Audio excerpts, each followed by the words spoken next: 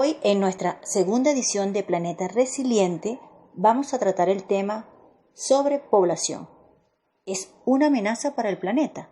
Con cierta frecuencia, cuando se habla acerca de la crisis ambiental global y sus causas, surge el comentario de que la sobrepoblación mundial puede ser causante del problema. Nadie pone en duda que el crecimiento del número total de habitantes del planeta representa una carga creciente sobre los ecosistemas. Pareciera que estamos agrediendo a todo el planeta, que estamos ejerciendo demasiada presión sobre los recursos del agua, sobre la atmósfera, los suelos y la biodiversidad. Y el punto de partida de este problema pareciera ser la sobrepoblación. Sin embargo, cuando este tema surge en los foros ambientales, no se trata a fondo y en ocasiones simplemente se elude. En este programa vamos a conversar acerca de las razones de esta actitud y cuáles son las dimensiones de este problema. ¿Cómo podemos introducir este tema, doctor Sánchez? El tema de la sobrepoblación no es nuevo, Neri. Ha tenido sus etapas. Los libros de historia recogen que durante la Segunda Guerra Mundial había preocupación por lo que entonces se llamaba el peligro amarillo. Esto pues haciendo alusión al crecimiento poblacional asiático, más que todo por razones políticas. Recuerdo también que estando en Naciones Unidas, durante las negociaciones del Protocolo de Kioto, escuché a unos embajadores occidentales comentar informalmente, de hecho tomando café, que era sumamente difícil, si no imposible, asegurar la permanencia de un régimen mundial de reducción de emisiones de gases de invernadero debido al crecimiento poblacional de los países en desarrollo.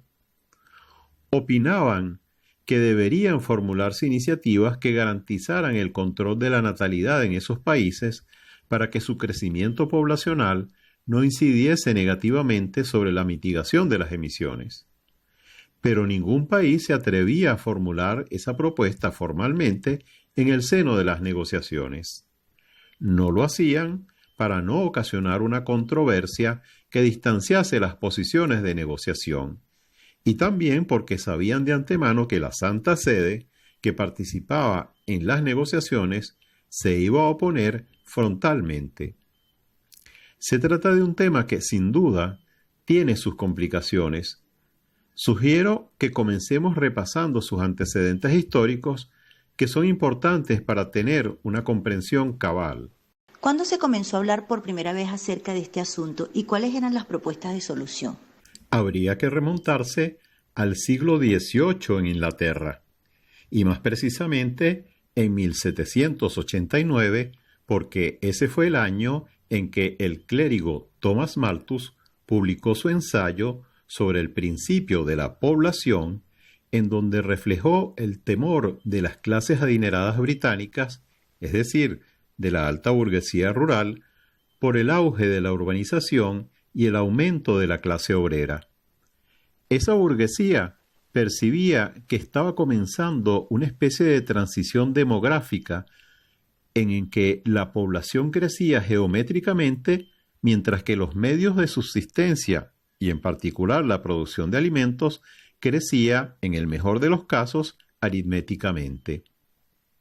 Malthus deseaba que se estableciese como precepto político y moral la necesidad de promover una baja natalidad, retardando legalmente la edad del matrimonio y la castidad. Eso hasta que se lograse acumular suficientes recursos.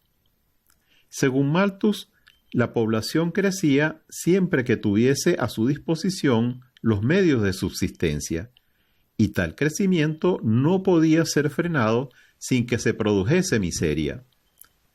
Fiel a este pensamiento, Malthus se oponía al ofrecimiento de ayuda a los necesitados para frenar su crecimiento poblacional. Esa corriente de pensamiento es conocida como malthusianismo. Actualmente, uno de los más destacados malthusianistas es el biólogo estadounidense Paul Ralph Ehrlich, quien escribió en 1968 un libro titulado La bomba poblacional. Ehrlich refuta la idea según la cual el crecimiento demográfico generará el progreso tecnológico que resolverá el problema de la disponibilidad de recursos.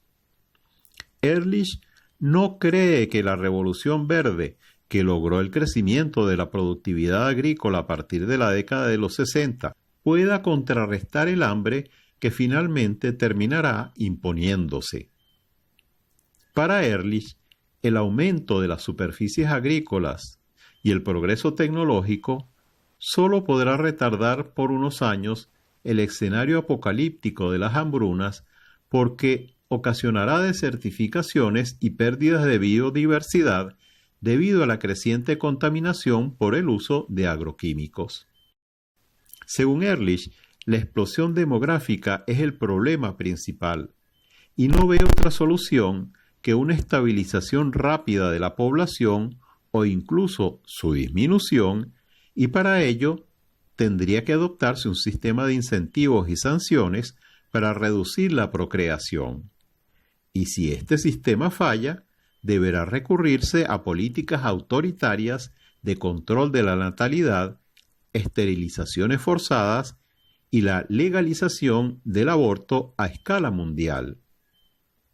También expone en su libro que debe reducirse el uso de los recursos no renovables, que Estados Unidos debe dar el ejemplo y que debe reducirse la brecha entre países desarrollados y países en desarrollo antes que comiencen las hambrunas, las enfermedades y guerras en el término de tan solo una década. Termina recomendando a sus lectores que adviertan acerca de estos peligros a los responsables políticos, religiosos y a los medios de comunicación. Ese libro se convirtió rápidamente en un bestseller, pero habría que decir también que fue un libro que surgió en un momento en que el crecimiento de la población mundial pasaba por un máximo histórico. Esos antecedentes reflejan que el problema de la sobrepoblación se discutió en el pasado de una manera más abierta que hoy día. Me imagino que nuestros oyentes querrán saber qué pasó después que se publicó este libro de la bomba poblacional. El libro de Ehrlich causó un fuerte impacto en su momento, porque Ehrlich es un biólogo eminente muy reconocido. De hecho, es actualmente miembro de la Academia de Ciencias y de la Academia de Artes de los Estados Unidos. Basta mencionar que Estados Unidos, en la primera Conferencia de Naciones Unidas sobre la Población, que se realizó en 1974 en Bucarest, propuso, probablemente debido a la influencia de las ideas de Ehrlich, imponer una reducción de la fecundidad en los países con altas tasas de crecimiento poblacional, lo cual fue rechazado de inmediato por China, argumentando que se trataba de una injerencia en sus asuntos. Con el tiempo, el libro de Ehrlich fue muy criticado por su pesimismo con respecto a la potencialidad del desarrollo tecnológico, porque en efecto, las tecnologías sí lograron que la producción agrícola aumentara más rápido que la población. Y además, la desnutrición comenzó a retroceder a escala mundial. Al mismo tiempo, inesperadamente, se aceleró la reducción de la fecundidad en varios países en desarrollo sin que se impusieran medidas restrictivas. Cuando apareció el libro, allá a finales de la década de los 60, el promedio mundial era que cada mujer tenía 5 hijos, promedio mundial, y esa cifra se redujo a 2,5 para 2014. Ehrlich estimó que la población mundial podía llegar a ser 15.000 millones de personas en 2050, y la previsión actual más probable es mucho menor, 10.000 millones de personas. Ya para la década de los 90, el problema de la sobrepoblación mundial había pasado a un segundo plano entre todos los problemas de carácter global. Ehrlich mismo llegó a reconocer en 2008 que las predicciones que había publicado no se cumplieron, pero recalcó que ello no significaba que la sobrepoblación dejase de ser un problema, porque en el mundo había 600 millones de personas que pasan hambre y miles de millones que están desnutridos. Si la población continúa creciendo, ¿de dónde saldrán los recursos para satisfacer sus necesidades básicas? En una segunda declaración, volvió a insistir en su tesis de que la población humana es demasiado grande y representa una amenaza directa no solo para la supervivencia humana, sino también para el ambiente planetario.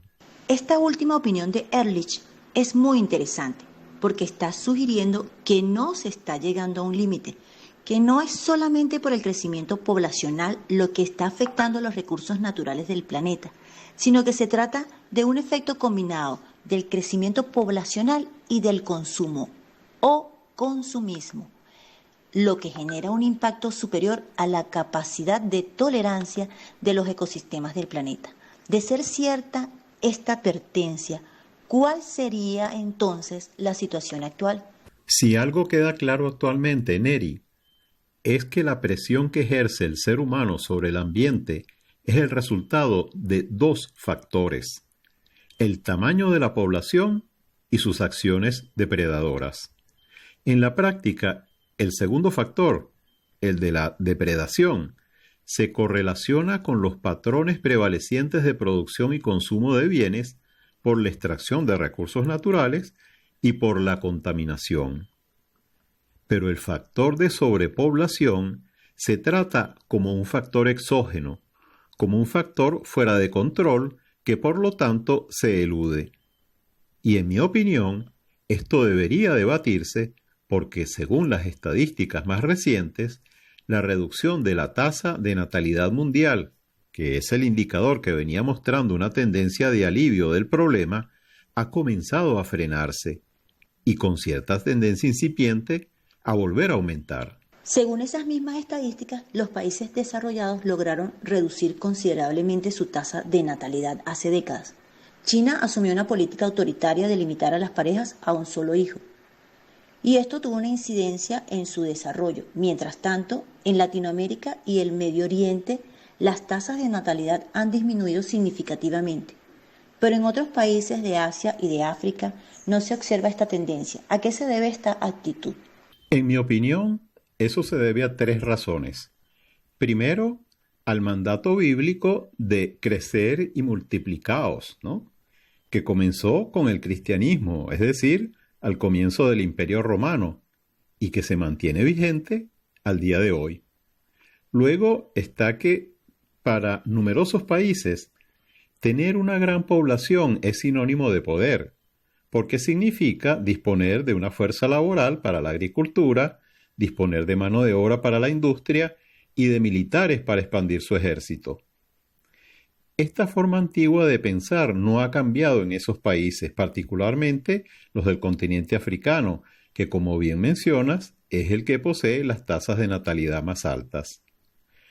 Por último, están los países que se preguntan, ¿y por qué tengo que adoptar una política de control de natalidad si mis vecinos tienen una política totalmente contraria? Entonces, tenemos por una parte a los países desarrollados, que son los que más consumen, y por otra, esa manera de pensar en esos países más pobres, que están ambos contribuyendo a aumentar el problema global de la presión sobre los recursos naturales. No existe una manera de convencerlos para que cambien de actitud. ¿La procreación es un derecho humano? La Declaración Universal de los Derechos Humanos no dice nada al respecto. Se limita a una vaga declaración del derecho a contraer matrimonio y el derecho a fundar una familia, pero no dice más nada. Pensemos entonces en el sentido inverso. Por ejemplo, si el control de la natalidad fuese un factor negociable en las discusiones internacionales para proteger el clima, en las conferencias de Naciones Unidas, ¿de qué manera pudiera eso ayudar a resolver el problema del cambio climático? Si eso fuese posible, Neri, se abriría una posibilidad de negociación muy interesante. Los países desarrollados, que son los que más emiten gases de efecto invernadero, podrían proponer reducir drásticamente sus emisiones, si a cambio los países en desarrollo se comprometen a contener el crecimiento de su población con medidas de control de la natalidad. Un entendimiento internacional de esta naturaleza tendría un alcance extraordinario, porque por una parte, los países desarrollados podrían, por ejemplo, reducir sus emisiones en 50% para el año 2050 con respecto a sus emisiones actuales, y por otra parte, los países en desarrollo podrían estabilizar su población haciendo que sus emisiones crezcan muy poco, porque en esos países las emisiones son muy bajas. Y el efecto combinado sería un acercamiento muy próximo al logro del cumplimiento del Acuerdo de París de limitar el aumento de la temperatura media del planeta a 2 grados centígrados. Sería sin duda un gran avance en las negociaciones, pero eso parece ser mucho pedir para ambos grupos de países. Hasta ahora nadie lo ha planteado, ni tampoco está previsto que pueda ser planteado. Ya veremos qué decidirán los países dentro de unos cuantos años, cuando los impactos del cambio climático se hagan más frecuentes y más destructivos. Hemos mencionado varias veces en esta entrega que los impactos ambientales sobre el planeta están próximos a alcanzar un límite de tolerancia, un límite que no debiera sobrepasarse, y me gustaría que habláramos acerca de este tema próximamente. Con todo gusto, Neri. Te propongo que sea el tema que conversemos en el próximo programa. Así que todos los que nos escuchan ya lo saben, en la próxima entrega hablaremos de cuáles son los impactos ambientales que más han afectado al planeta y cuál es ese límite de tolerancia planetaria. Y lo escucharán por aquí, por Planeta Resiliente.